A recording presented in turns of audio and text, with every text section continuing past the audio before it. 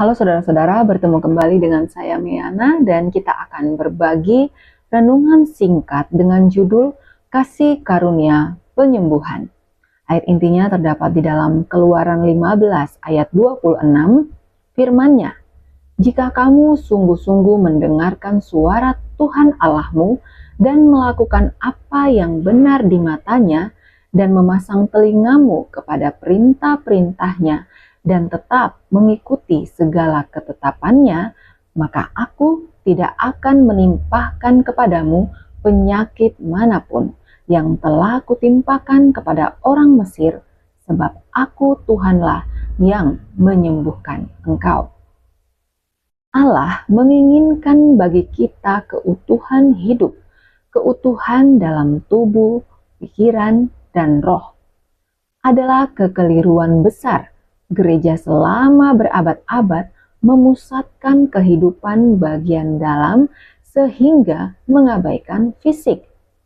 Sesungguhnya di permulaan abad, gagasan-gagasan yang berakar pada filsafat Yunani beralih pada kekristenan, gagasan yang mencemarkan tubuh.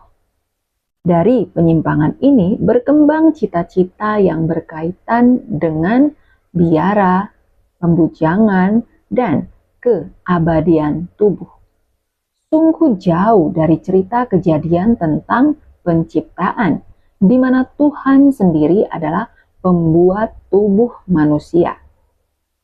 Ketika anak Allah datang ke bumi untuk menunjukkan kepada kita seperti apa Allah itu dan untuk memulihkan semua yang tersesat dari dosa, ia mengabdikan sebagian besar waktunya untuk pelayanan kesembuhan.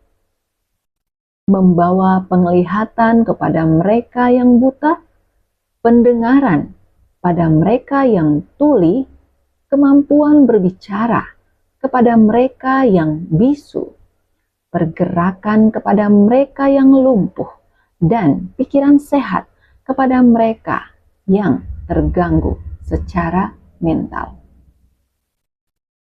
Yesus secara konstan bergerak dan pancaran keutuhan membayanginya.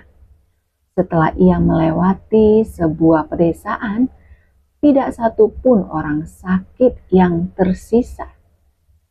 Sungguh kasih karunia ajaib mengalir dari Yesus. Kasih karunia penyembuhan.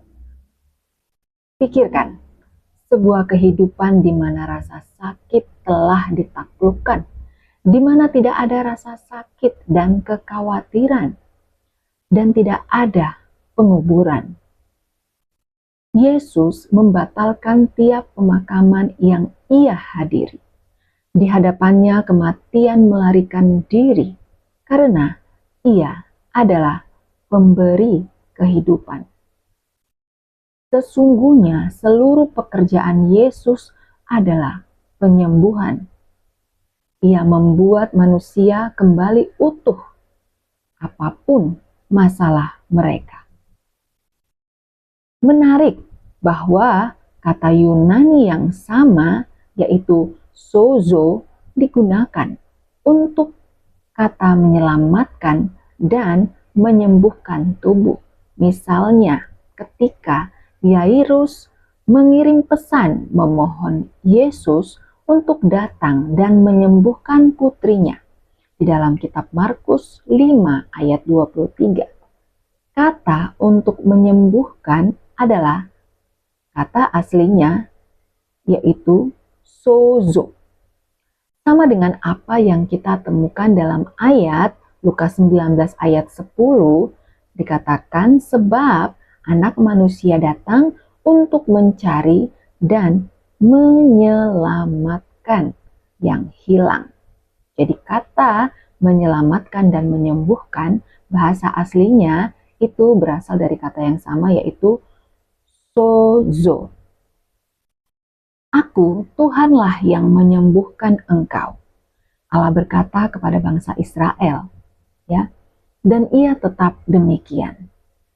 Dokter paling ahli sekalipun tidak bisa menyembuhkan kita. Ia adalah perwakilan atau perantara dari kesembuhan yang dihasilkan oleh Allah. Sangat unik kata-kata tadi ya, yang berasal dari kata aslinya itu sozo. Jadi meskipun konteksnya berbeda, satu fokus pada pemulihan fisik ya, satu lagi fokus kepada pemulihan rohani. Namun bahasa asli Yunani yang digunakan dalam kedua ayat tersebut tadi yang telah kita baca adalah sama, yaitu sozo.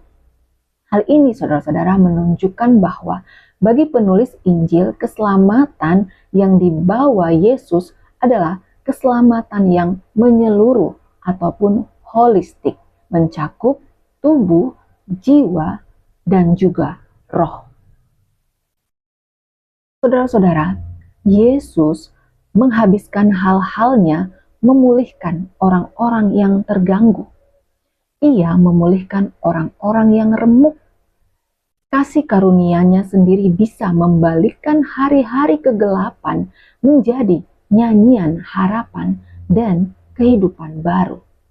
Dan kita yang mengaku pengikut Yesus hari ini juga harus menjadi wakil penyembuhan. Meskipun kita tidak terlibat dalam pelayanan medis, misi kita adalah untuk menolong orang-orang sakit mendapat keutuhan. Saya bawa dalam nama Tuhan Yesus. Amin.